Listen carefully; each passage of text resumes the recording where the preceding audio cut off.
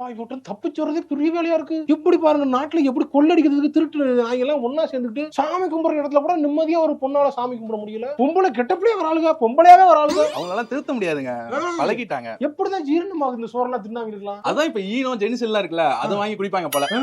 டெக்னாலஜியா வளர்றாளுங்களாமா. மூஞ்சி முகர கட்ட கிளிப்பாரு. ஆட்டே போல பார்த்தா நைஸா வந்துட்டேன் நானு. சூப்பர். பார்த்து சூதானமா இரு. சரிமா. கூட்டத்துல போகும்போது பார்த்து போ.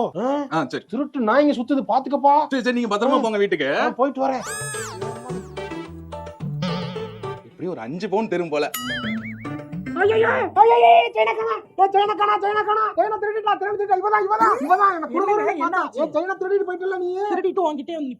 என்ன பார்த்து சந்தேகப்பட்டீங்களா? அதான் உனக்கு போயிருச்சு. சரி விடு, கவரிங் நகை தானே, அதுக்கு எதுக்கு துபாய் கோல்டு?